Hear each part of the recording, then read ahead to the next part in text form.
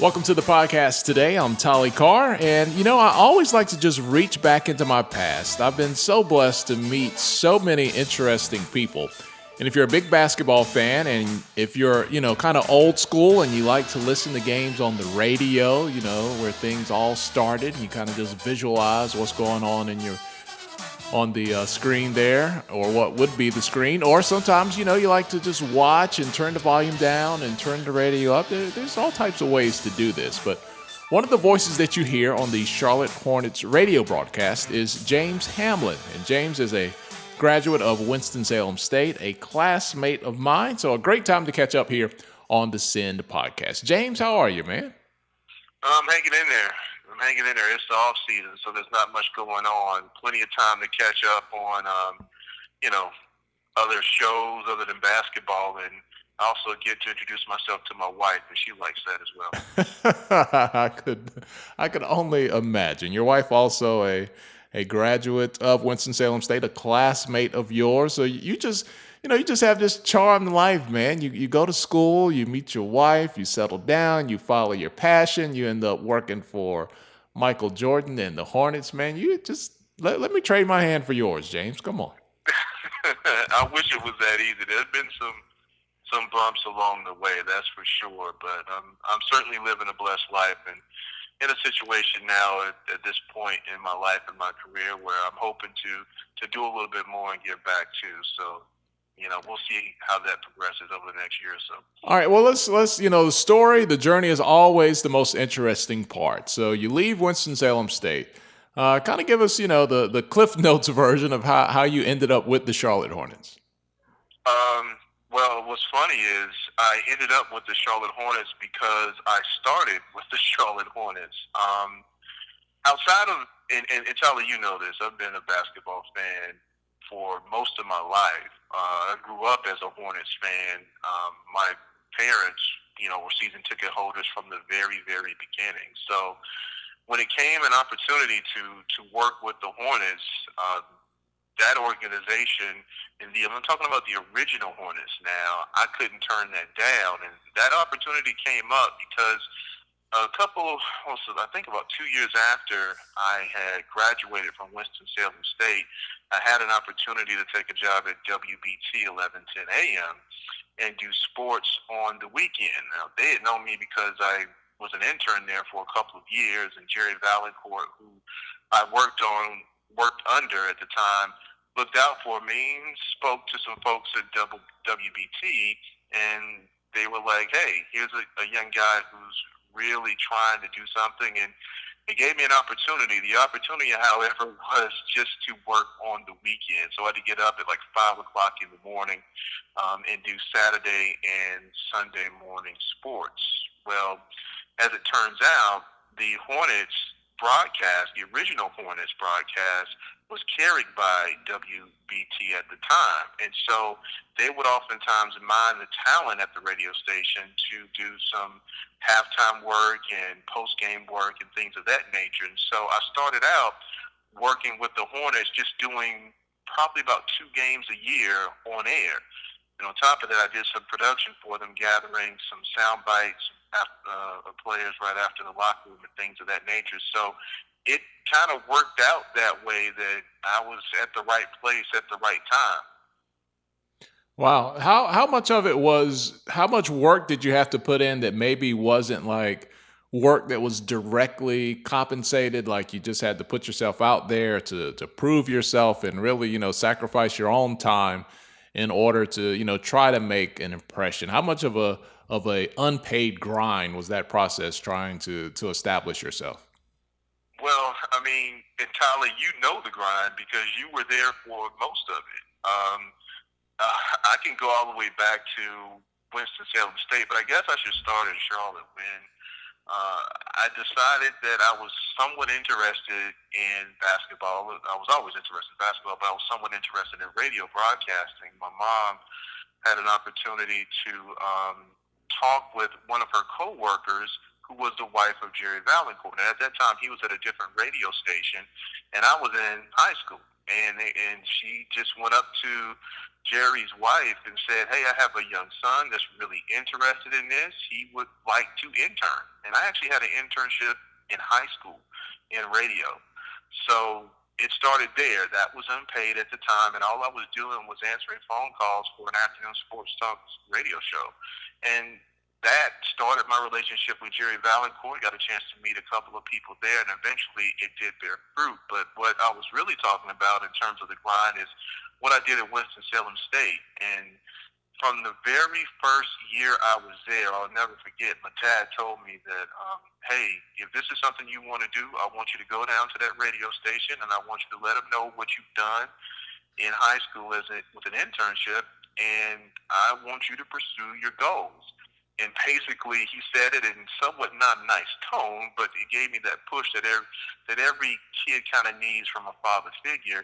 And I went down to Winston-Salem State my freshman year, where I met a very interesting guy by the name of Tolly Carr and a quite quirky gentleman by the name of Joe Watson.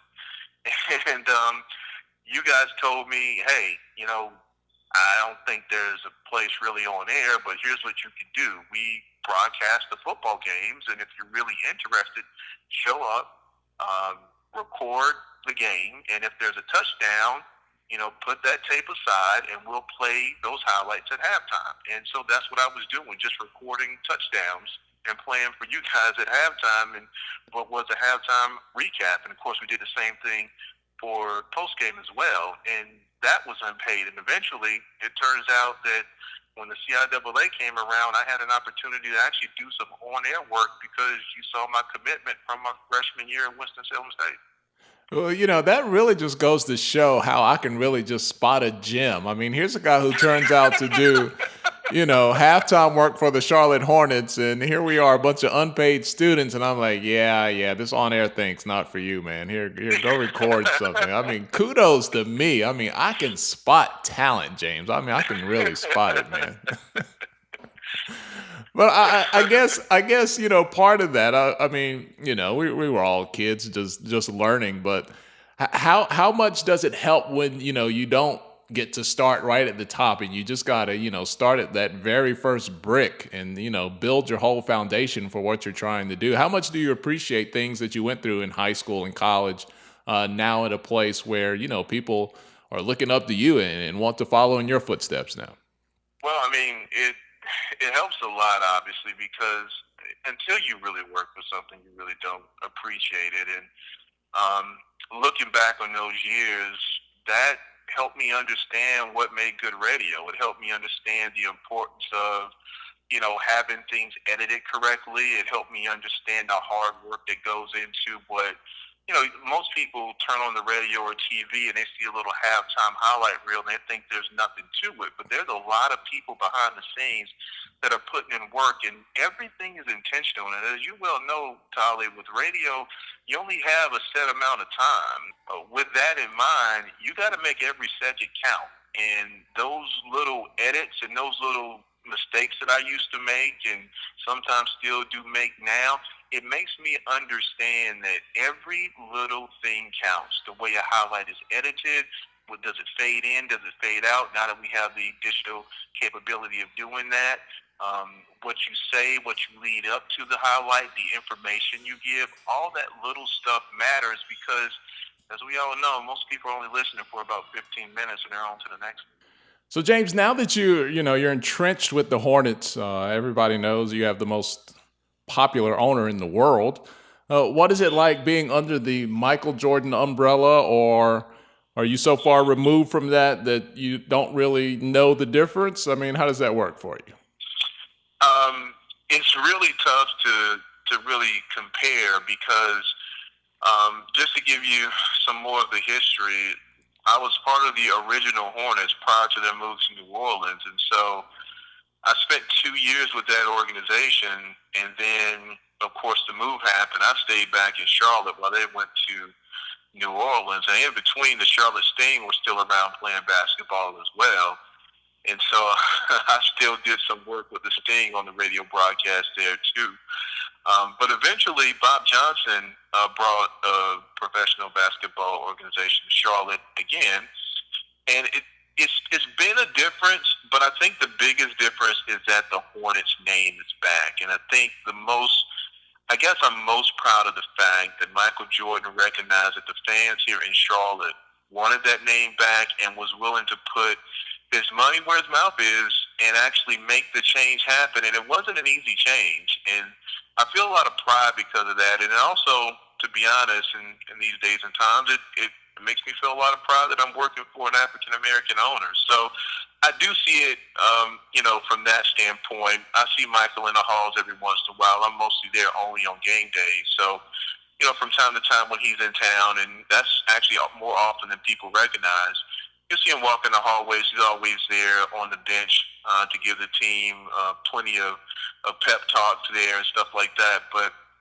other than that, no, I don't have much interaction with him. All right. So if he passes you in the hallway, does he say, "Hey, James, what's up?" Or does he even know your name?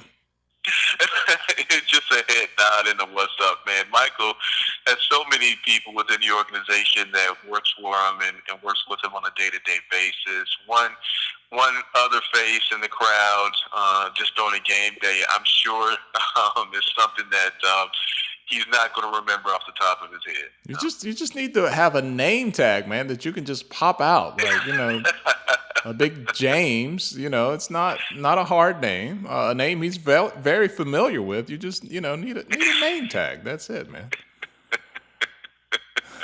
Yeah, I don't know if that would even. There's probably enough James that works here that I don't even know if that would be enough to stick out. But so it's been great, though, man. It's been great with being with the organization these last couple of years.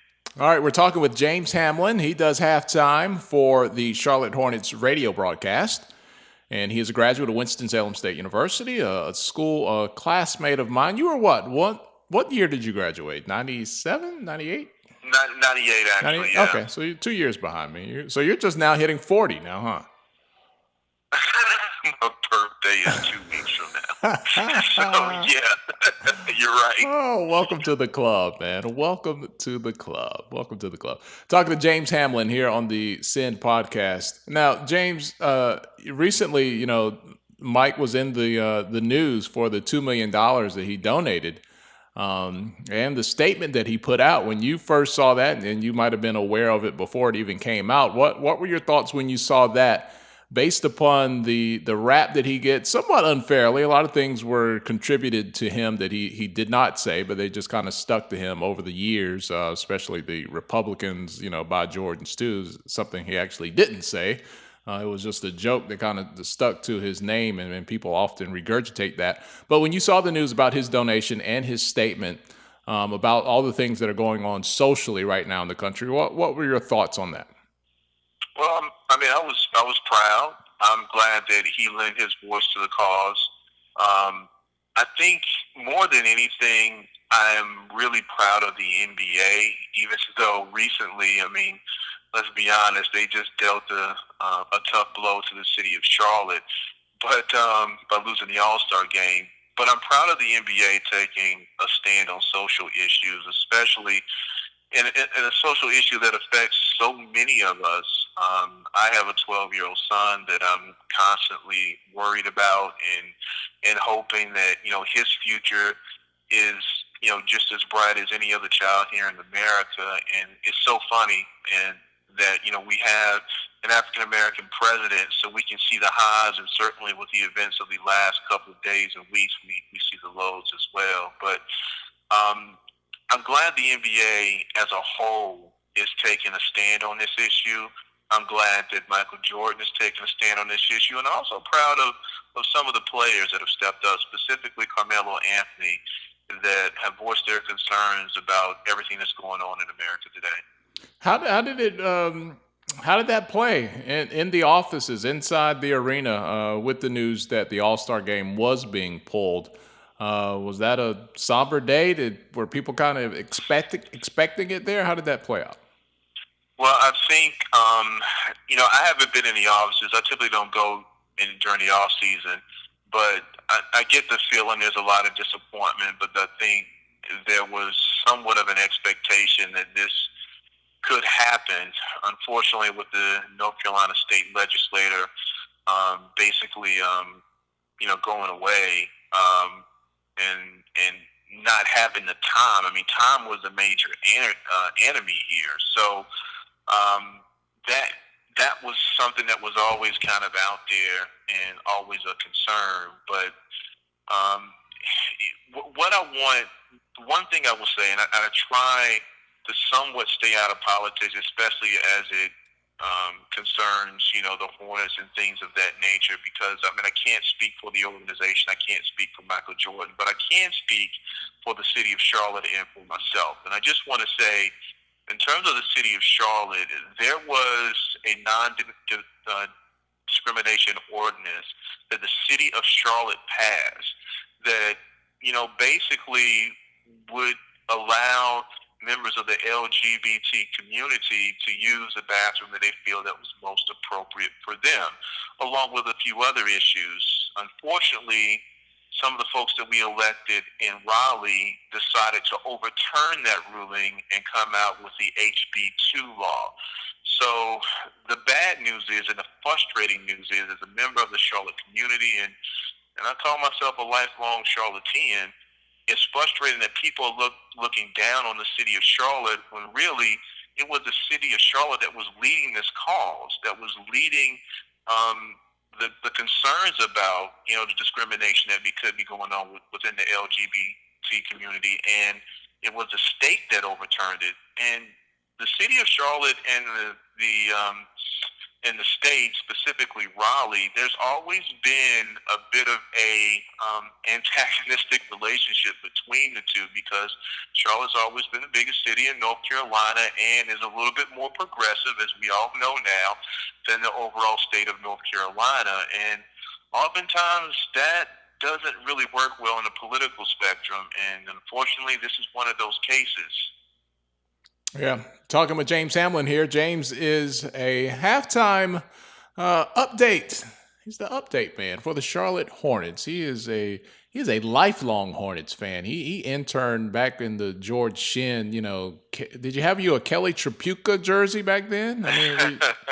Do you go back that far, James? I never bought a jersey, man. Everybody don't mention Kelly Tripucka. Everybody mentions him because everybody talks about the time that he cried. But yeah, I never had a jersey.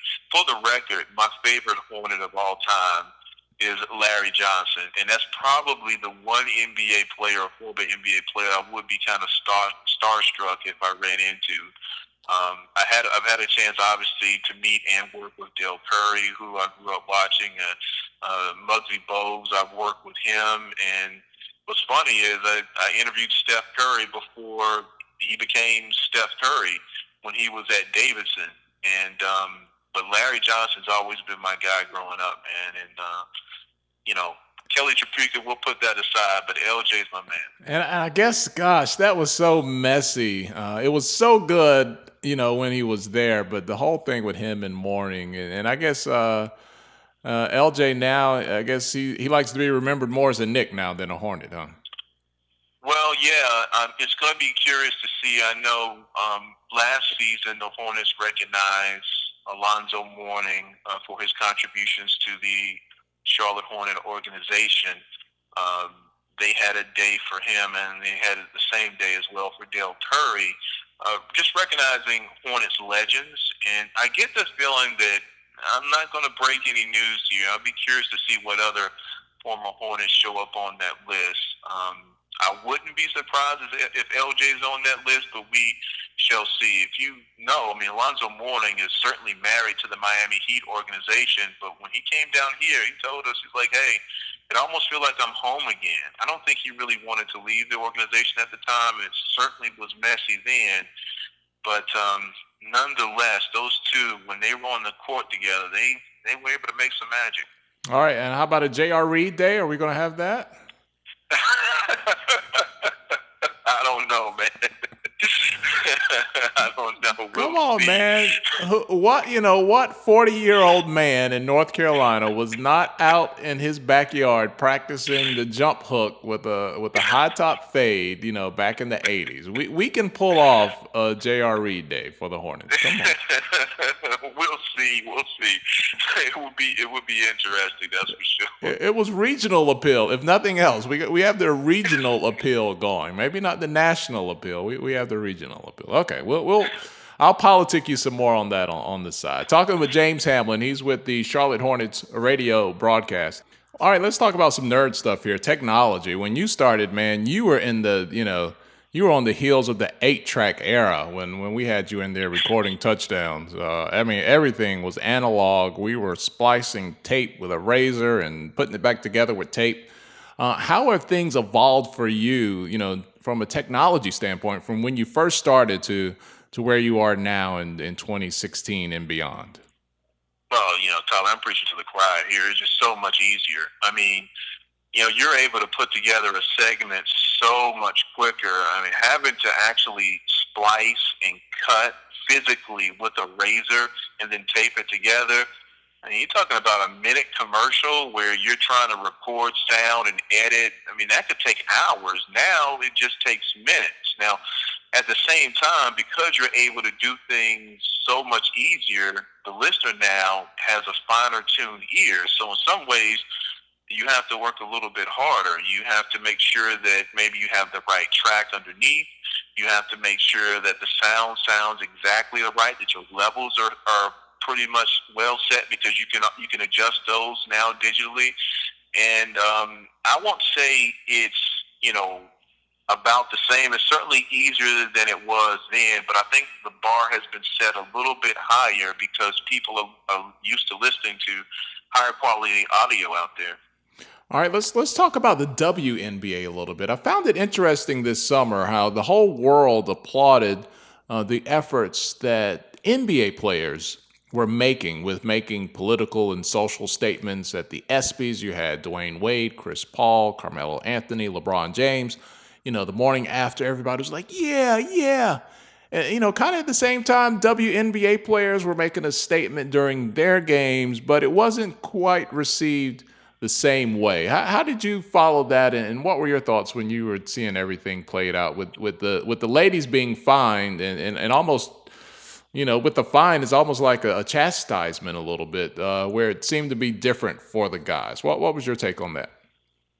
Yeah, it was unfortunate, some of the things that the ladies had to endure, but it was really interesting the fact that they continued to stay united through that cause. And it warmed my heart to see WNBA players of all colors standing together. It somewhat reminded me of, and I don't know if this is a fair comparison to make, but why am I forgetting the name? Remember the college football team that stood up due to some of the allegations that were happening on their campus? And Missouri? Was that Missouri? I believe it was Missouri. It reminded me a little bit of that. Now, obviously, college football has a huge, huge blueprint, much bigger than the WNBA, but it was good to see that teammates stood together, especially teammates of all races. So that warmed my heart. Certainly disappointed with some of the reactions, specifically some of the officers in Minnesota. They've had a couple of incidents in that state that are very uneasy, and several of them caught on camera, of African-American men being harassed and certainly being killed. And to see some of those actions by those police officers was really disappointing. All right, let's bring it back to NC and a D-League team this year for the Hornets. What does that do for an organization when you have a D-League team that's going to be playing in Greensboro, right? Yeah. So the Greensboro Swarm is the new D-League team, and it's going to be a direct affiliate of the Charlotte Hornets. And I think this is such a positive move and such a huge move for the organization. Steve Clifford has been tremendous as a head coach, and being able to have a D-League team run the same system that the parent team is running will really, really help out. They signed a young man by the name of Christian Wood. I wouldn't be surprised if he spends a lot of time in Greensboro, getting an understanding of the system. He's a prospect, an athletic prospect. I don't know a lot about him, but I know it's somebody that they view as a future type signing.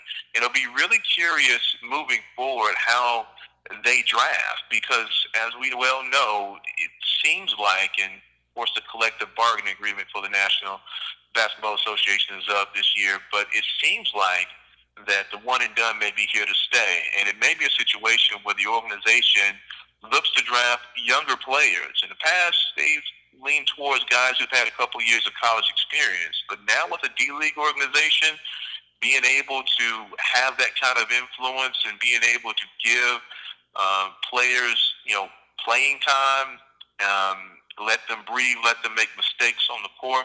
Be really curious how the organization drafts in the future, and I think it's a solid play. It makes a lot of sense given the way things are going right now in basketball, and I look forward to it. I certainly do.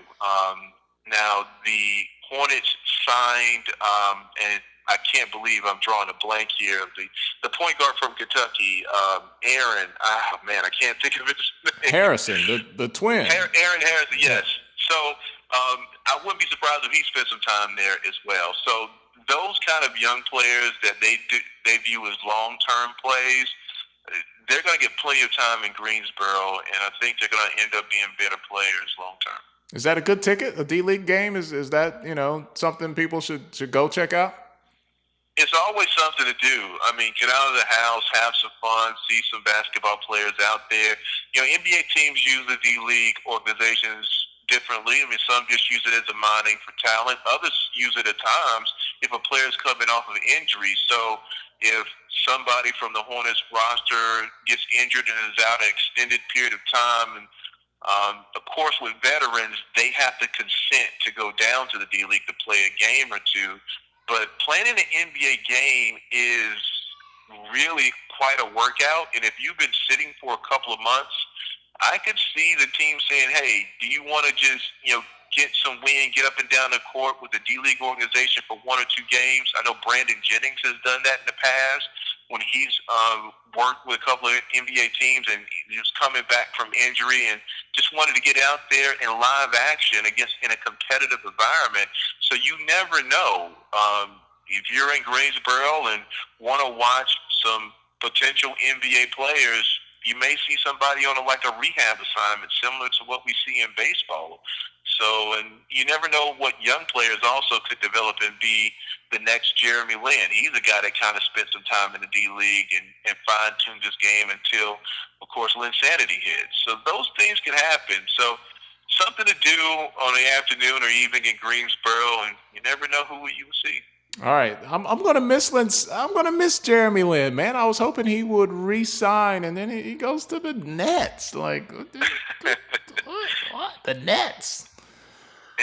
I think he wanted an opportunity to start and play as many minutes as he could. Specifically because the thing about Jeremy, he played a lot of minutes here in Charlotte and was so important for the Hornets' run, especially in the postseason. But when Michael Kidd-Gilchrist went out with injury, his minutes, that's when they really took off. He was probably not going to play as many minutes if MKG was back and healthy playing in I think MKG played 5 games this past season. If you look at the minute allotment for Jeremy Lin during that time period, it was quite different. It was right around 20 minutes per game as opposed to for most of the season, he was up 25 plus. So I can understand him wanting just to see how good am I as a player. And I think Brooklyn gave him that opportunity. He also had a relationship with their new head coach, Kenny Atkinson, from days in the past. And that was a coach that actually believed in him back before there was Linsanity. All right, man. Well, hey, James, it's been a lot of fun. We've been hanging out with James Hamlin. He does radio for the Charlotte Hornets. He's a friend, a classmate, a proud graduate of Winston-Salem State University. Talked a little life, talked a little hoops. Hope you guys enjoyed it. James, all the best to you, man, and all the best to you and your family, and we look forward to hearing you on the radio real soon. Same to you, man. Always a pleasure.